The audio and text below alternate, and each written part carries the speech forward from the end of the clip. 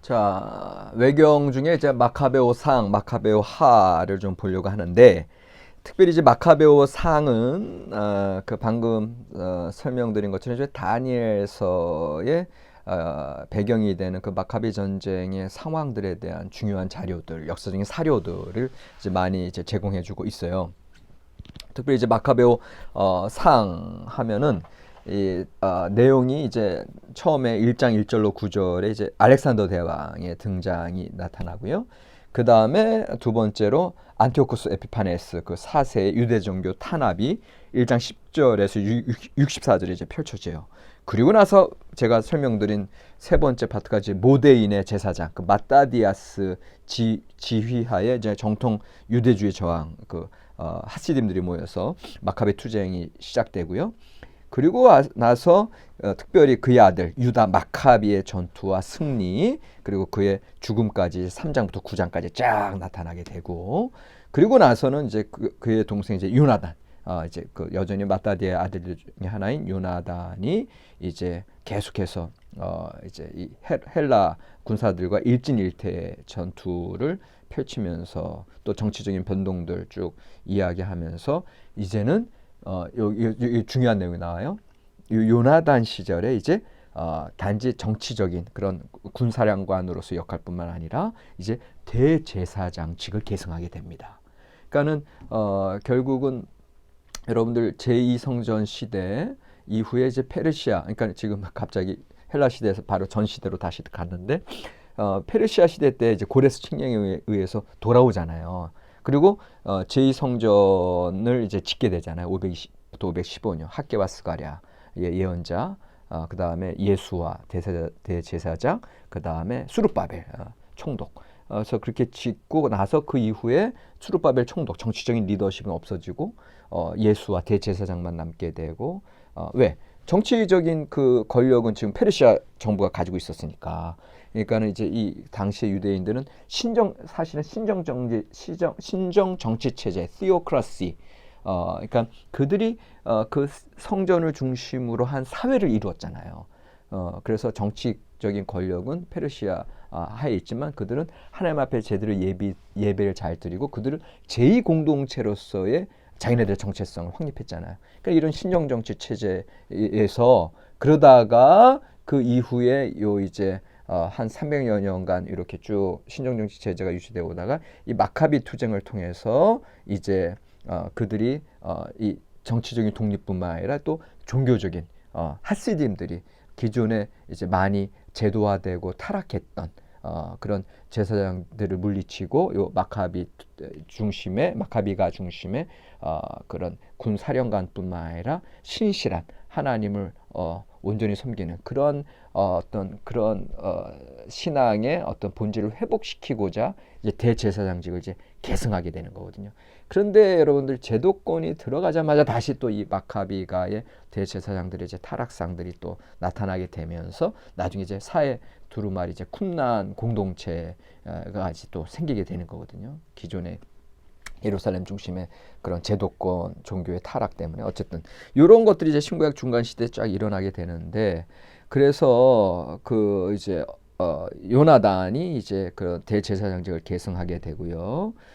그 다음에 이제 마따디의 마지막 남은 아들이 시몬에 대해서도 이제 이 마카비 서는 계속해서 이야기하면서 결국 유대인이 정치적인 독립까지 쟁취하고 예루살렘 성체를 점령하게 되고 그래서 이 마카베오 일서는 요 이제 시몬에 의해서 이제 독립 쟁취한 거 그리고 그래서 시몬의 아들이 이제 요한 힐카누스가 이제 신정 정치 체제의 왕이요 또 대제사장으로서 왕제에 오르는 것으로 요 마카베오 상은 이제 그렇게 역사적인 기록이 거기까지 이제 기록이 됩니다.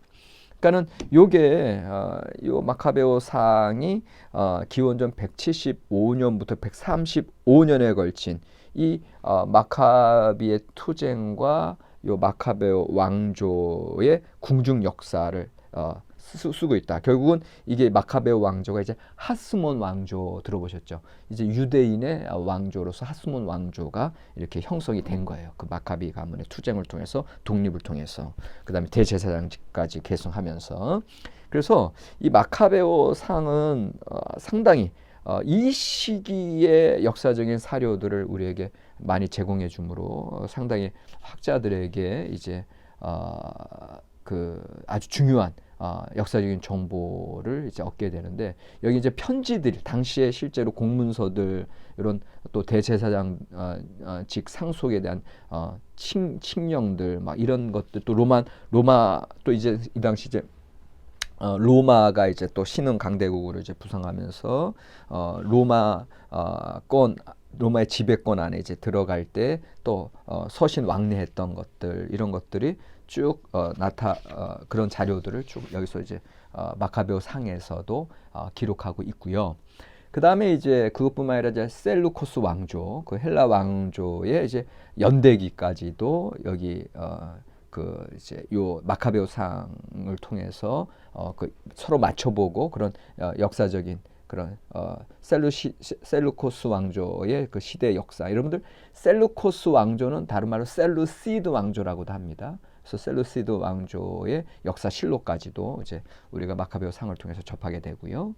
그 다음에 이제 그 어떻게 보면은 그 마카비 가문의 사실은 그 위대한 그 투쟁자 유다 마카비의 어떤 위인전이죠. 위인전. 그런 전기들을 이제 보면서 사실 마카베오 상의 절반은 기원전 166년부터 160년간의 그 7년 기간에 이제 그 유다 마카비의 생애가 나와 있고 그다음 나머지 반이 이제 그 다른 형제들 요나단과 시몬의 생애 한 25년의 생애가 이제 기록되어 있다. 이렇게 이제 그들의 전기다. 그들의 전기. 이렇게 보면 되고요.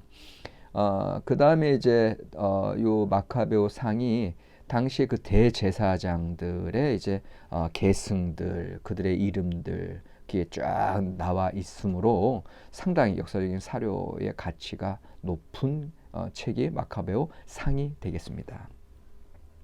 요 저작 시기가 이제 대략 한 주전 110년경 110년경에 그 요한 힐카누스 그 유다 마카비의 형제 시몬의 아들 요한 힐카누스가 이제 하스몬 왕조의 공식 역사 편찬을 의도하면서 이 마카베오 사항이 이제 정식으로 이제 기록되기 시작했다. 한 110년경부터 그렇게 이제 그 저작 시기를 이제 보게 되고요. 그러면서 이 마카베오 상의 이제 신학은 뭐냐? 그 하나님의 계속적인 섭리, 하나님의 당신의 택한 백성에 대한 돌보심 이것들이 이제 주로 중요한 그래서 하나님의 돌보심과 구원의 역사가 여전히 이 현실의 역사 속에서 펼쳐지고 있다. 그리고 이 마카비 왕조는 바로 하나님의 구원 역사의 도구다. 그 다음에 그 유다 마카비가 이제 7년 기간이 그 마카베오 상의 절반을 차지하고 있는데 이 유다 마카비는 바로 하나님께서 세우신 옛날에 사사와 같은 기름 부음 받은 자로 이스라엘의 구원자다라고 하는 걸 이제 강조하고 있습니다. 자, 이게 이제 마카비 상이라면 그래서 이제 마카비 상에서 율법에 대한 철저한 준수, 그 다음에 하나님을 신뢰하는 자의 최후 승리 이게 이제 주제로 마카베오 상이 되어 있다면 이제 마카베오 하로 넘어가면 이런 신학적인 주제가 더 이제 확실하게 이제 드러나게 되는데 이 마카베오 하는 크게 이제 세 부분으로 나뉘어서 첫 부분은 이집트 유대인들에게 보내는 두 개의 편지가 있습니다. 그래서 이제 장막절과 한우카 절기를 지켜라라고 하는 그런 첫 번째 편지가 있고요. 두 번째 부분이 2장 19절에서 10장 9절인데 그 성전 정화 사건까지의 역사 개요가 쭉 이제 기록되어 있고요.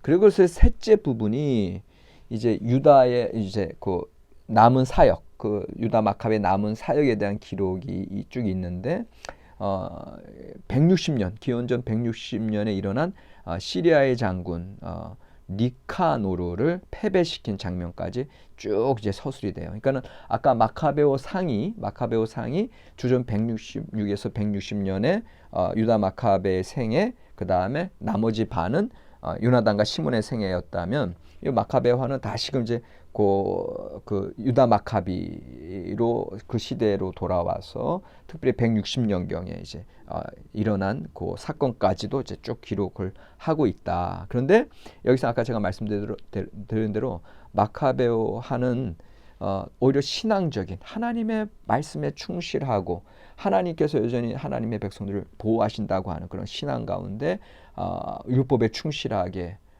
또 경건한 자들, 경외의 자들로 살아갈 때 하나님이 최후 승리를 주신다고 하는 요 신앙적인 강조가 마카베오화에 더 집중되어 있는데, 사실은 요 마카베오화가 나중에 기독교 서클, 이제 기원 후 원시 기독교, 초기 기독교 형성되고 이제 그들이 로마 박해를 받을 때 이 마카베오화가 많이 읽히게 됩니다. 왜냐하면 많은 유대인 순교자들의 영적인 이야기가 그 로마의 박해 시대 때 요 마카베오화는 뭐예요? 헬라 시대 때의 박해거든요. 안티오코스 에피파네스 4세. 그 헬라 시대 때의 그 많은 유대인들이 그 하나님의 법을 어기지 않으려고 그래서 죽음까지도 불사하는 그 모습들이 이제 나중에 초대 기독교인들에게도 이제 귀감이 되고 있는데, 자, 그래서 그 대표적인 내용들이 바로 마카베오하 7장을 보시면, 마카베오하 7장에 보시면 어느 어머니가 7 아들이 있는데, 유대인 어머니죠.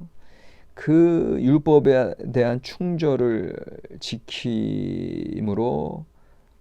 그 어머니가 보는 앞에서 7 아들이 첫째 아들부터 한 사람 한 사람 순교하게 됩니다.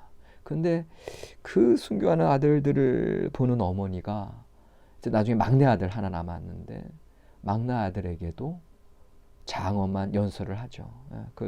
그 장엄 그 마카베오 7장인데요.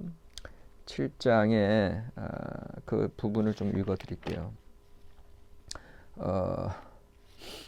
참 하나님 앞에 신실하게 살아간다고 하는 그런 순교자적인 신앙, 이게 사실은 이런 박해 시절에 여러분들 다니엘서가 이제 이런 걸 배경으로 해서 이제 묵시 신앙으로 나아가는 거잖아요. 여러분들 묵시 신앙은 우리가 이제 다니엘서를 따로 이제 물론 2년 전에 우리가 이제 그것도 이제 대학원에서 우리 연신에서 했는데, 이 현실의 역사에서 성취되지 않은 하나님의 구원과 승리의 역사가, 비록 현실의 역사에서는 우리가 겉보기에는 순교를 당하고 죽는 것 같지만, 궁극적으로 오고 새롭게 오는 시대, 하나님의 시간과 하나님의 나라에서는 궁극적인 승리가 완성된다. 그러니까 내가 이렇게 지금 죽더라도 그 승리의 그 진정한 승리를 바라보면서 하나님의 품에 안기는 거거든요. 그런 묵시신앙의 그 어떤 순수한 그리고 최고 절정의 그 순교자적인 신앙이 이제 마카베하에서도 이제 확인이 되는데, 마카베하 7장 20절, 특별히 그 어머니는 오래 기억될 놀라운 사람이었다. 그는 7 아들이 단 하루에 죽어가는 것을 지켜보면서도 주님께 희망을 두고 있었기 때문에 용감하게 견디어냈다. 그러면서 그 어머니가 이런 얘기하죠. 너희가 어떻게 내 뱃속에 생기게 되었는지 나는 모른다. 너희에게 목숨과 생명을 준 것은 내가 아니며 너희 몸의 각 부분을 제자리에 붙여준 것도 내가 아니다. 참 이런 생각이, 이런 신앙, 이런 창조주 하나님에 대한 고백이 있으니 자식들 내 것으로 생각하지 않고 하나님께 온전히 내어 맡기고 그들이 하나님 믿는 신앙으로 순교하는 것을 여전히 장엄하게 하나님께 그 아들들의 생명을 맡길 수가 있었던 거죠. 막내 아들이 아직 살아 있었는데 이제 6 아들 다 죽고 이제 막내 아들 하나 남아. 근데 사실 인간적인 마음으로 얼마나 안타깝겠어요. 그런데 그 27절 이하에서 그 막내 아들에게 어머니가 이렇게 얘기합니다. 아들아, 나를 불쌍히 여겨다오. 나는 9달 동안에 너를 뱃속에 품고 다녔고 너에게 3해 동안 젖을 먹였으며 내가 이 나이에 이르도록 기르고 키우고 보살펴왔다. 얘야, 너에게 당부한다. 하늘과 땅을 바라보고 그 안에 있는 모든 것을 살펴보아라. 그리고 하나님께서 이미 있는 것에서 그것들을 만들지 않으셨음을 깨달아라. 사람들이 생겨나는 것도 마찬가지다. 이 박해자를 두려워하지 말고 형들에게 부끄럽지 않게 죽음을 받아들여라. 그래야 내가 그분의 자비로 내 형들과 함께 너를 다시 맞이하게 될 것이다. 이런, 여러분들, 결국은 그 아들, 7째 아들, 그리고 이제 본인까지도 장엄하게 하나님 앞에 나아가는 모습. 그리하여 그는 주님을 온전히 신뢰하며 더럽혀지지 않은 채 죽어갔다. 마지막으로 그 어머니도 아들들의 뒤를 이어 죽었다. 이렇게 이제 7장이 이제 마감되고 있는데, 요 7장 앞에는요, 또 이제 6장의 말씀이 하나 있는데, 6장은 이제 그 엘리에살이라고 하는 율법학자의 또 장엄한 순교의 기사가 기록되어 있습니다. 마카베오 하 6장 18절. 매우 뛰어난 율법학자들 가운데 엘리아자르라는 사람이 있었다. 그는 이미 나이도 많고 풍채도 훌륭하였다. 그러한 그에게 사람들이 강제로 입을 벌리고 돼지고기를 먹이려고 하였다. 그러나 그는 더럽혀진 삶보다는 명예로운 죽음을 택하는 것이 낫다고 여겨 자진해서 형틀로 나아가며 돼지고기를 뱉어 버렸다. 이것이 바로 목숨이 아까워도 법에 어긋나는 음식은 맛보는 일조차 거부하는 용기를 지닌 모든 이가 걸어가야 하는 길이다. 이제 상당히 다니엘서와 이제 그 맥락이 다 있고요. 같은 이제 그런 배경이니까. 그러면서 이제 여기서 참 재밌는 게 있어요. 법에 어긋나는 이교 제사의 책임자들이 전부터 엘라자르와 이제 신분이 있었기 때문에 그를 따로 데리고 가서 그가 먹어도 괜찮은 고기를 직접 준비하여 가지고 와서는, 야, 이거 돼지고기 아니니까 임금 명령대로 이교 제사 음식을 먹는 채 해라. 그럼 너는 생명 살지 않느냐. 그러니까는 그 기존에 이제 이를 엘리아자를 존경하는 사람들이 이제, 그러나 그들은 이미 배교하고 이제 그랬던 유대인들인데, 그렇게 이제 얘기했더니, 그러면서 그들과 맺어온 오랜 우정을 생각하여 관대한 처분을 받게 하려고 했는데, 그러나 엘리아자는 그는 자기의 생에 많은 나이에서 오는 위엄, 영예롭게 얻은 백발, 어릴 때부터 보여온 훌륭한 처신, 그리고 무엇보다도 하느님께서 제정하신 거룩한 법에 합당하게 고결한 결정을 내린 다음 자기를 바로 저승으로 보내달라고 하면서 이렇게 말하였다. 우리 나이에는 그런 가장된 행동이 합당하지 않습니다. 많은 젊은이가 90살이나 된 엘아자르가 이 민족들의 종교로 넘어갔다고 생각을 할 것입니다. 또한 조금이라도 더 살아보려고 내가 취한 가장된 행동을 보고 그들은 나 때문에 잘못된 길로 빠지고 이 늙은이에게는 오욕과 치욕만 남을 것입니다. 그리고 내가 지금은 인간의 벌을 피할 수 있다 하더라도 살아서나 죽어서나 전능하신 분의 손길은 피할 수가 없을 것입니다. 이게 여호와 경외 사상입니다. 사람 앞에가 아니라 하나님 앞에. 그러므로 이제 나는 이 삶을 하직하여 늙은 나이에 막가진 내 자신을 보여주려고 합니다. 또 나는 숭고하고 거룩한 법을 위하여 어떻게 기꺼이 그리고 고결하게 훌륭한 죽음을 맞이하는지 그 모범을 젊은이들에게 남기려고 합니다. 그러면서 장엄하게 순교의 길을 가는 게 이제 엘라자르의 신앙이 됩니다. 자, 여러분들, 7 아들을 둔 그 어머니의 순교와 그 7 아들들의 순교와 그 다음에 엘아자르의 이 율법학자의 죽음을 보면서 참 저는 참 부끄러워요. 오늘날 우리의 기독교 신앙이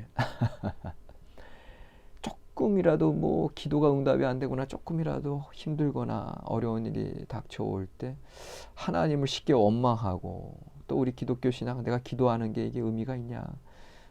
금방 그렇게 하나님 믿음으로부터 떠나는 우리의 그런 정말 너무나 참을 수 없는 가벼움, 이 가벼운 신앙들, 이런 신앙들 앞에 오히려 마카베오 하는 외경인데도 불구하고 우리에게 순교자적인 신앙이 어떠한 것인가를 또 그들의 순교 역사를 통해서 우리에게 이제 알려주고 있죠.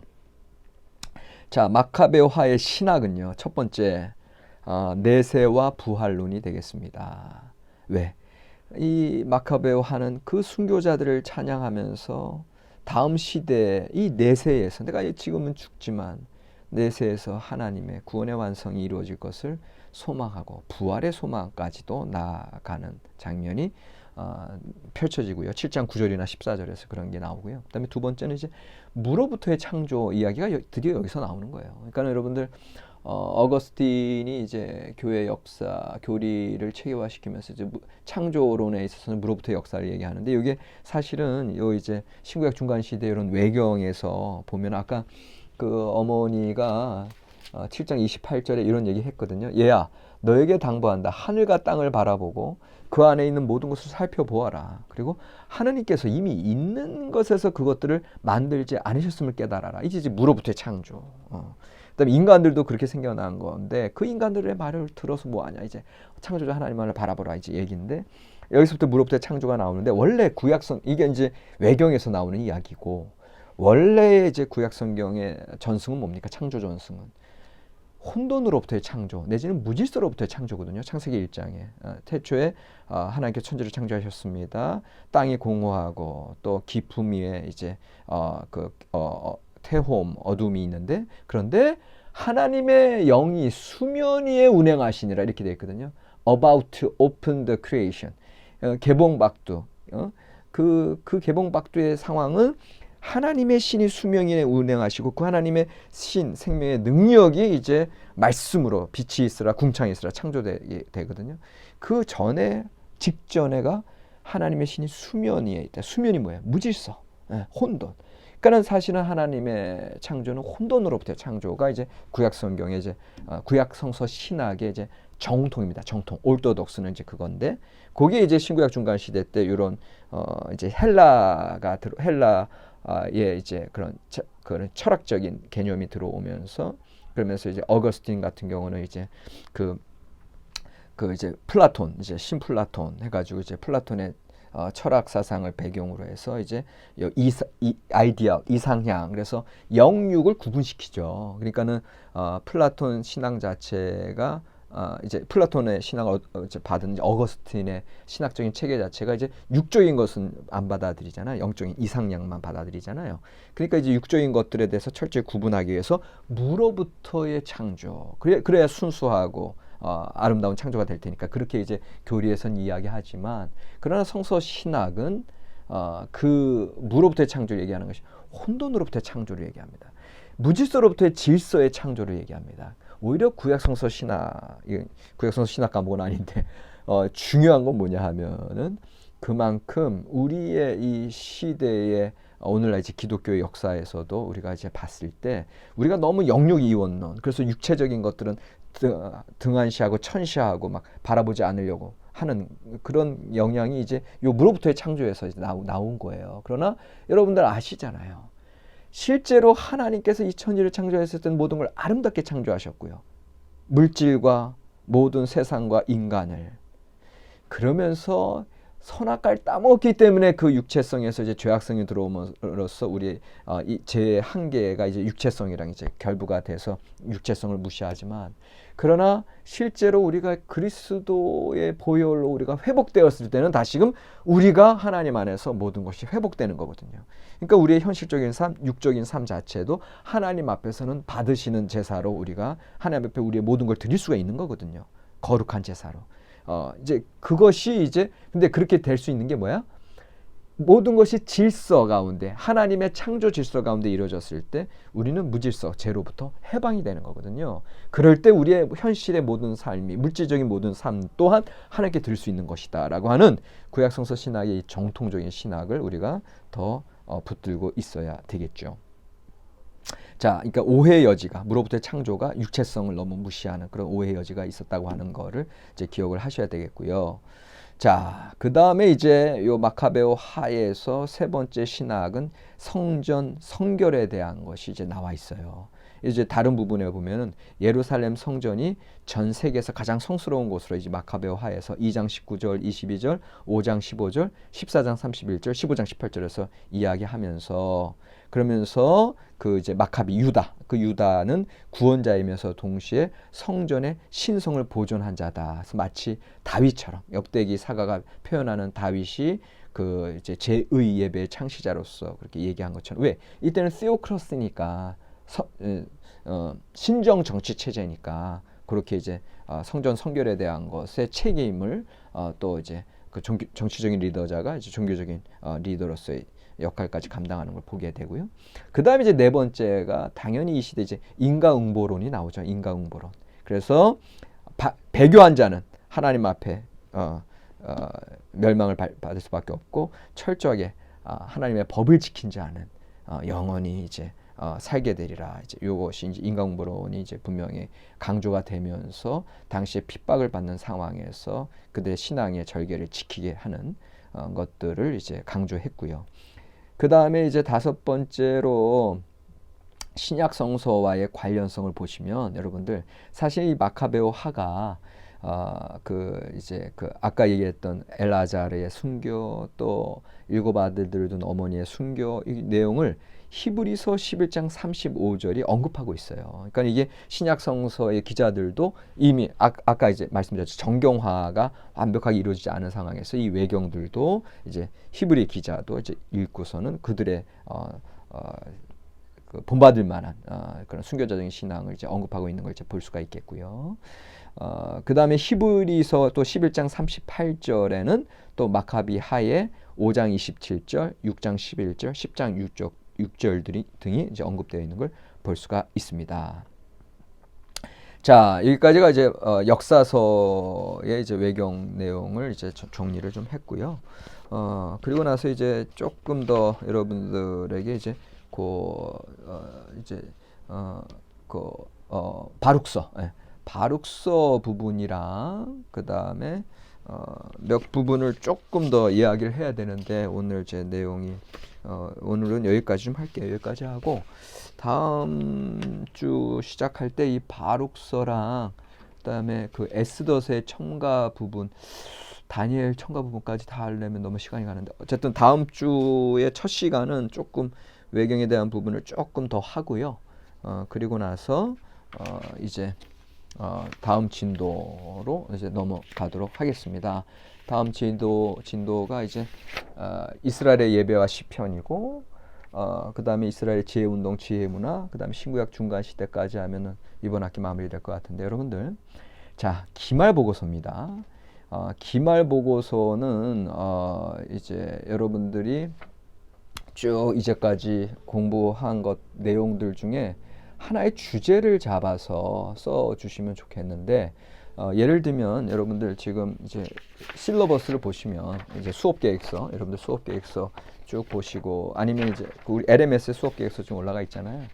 그러면 이제 뭐 구약성서 일반 계시인가 전통인가 구약성경의 배경과 발전 연구 방법론 뭐 이스라엘의 기원과 모세오경의 형성 뭐 쭉 이렇게 돼 있잖아요.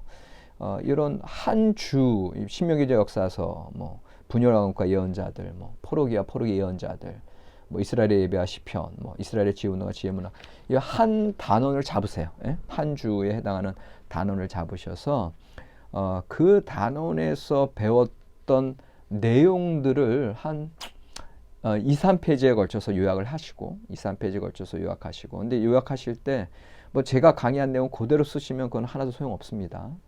여러분들이 소화한 내용을 써주세요. 그래서 한 2페이지 정도, 3페이지도 많다. 그냥 한 2페이지, 뭐 3페이지, 많으면 3페이지에서 여러분들이 이제 나름대로 페이퍼 쓰시는 것처럼 이스라엘의 예배와 시편이다 그러면서 쭉 이제 정리를 하시고 그리고 나서 새롭게 여러분들이 그 내용을 통해서 앞으로 성서화 해석하는 데 있어서 이런 것들이 도움이 되고 또 새로운 깨달음들 그래서 이것이 나의 신앙생활에 이렇게 적용이 될 수 있다라고 하는 여러분들의 평가, 여러분들의 피드백, 여러분들의 느낀 점들을 또 한 반 페이지 이상, 한 페이지 정도.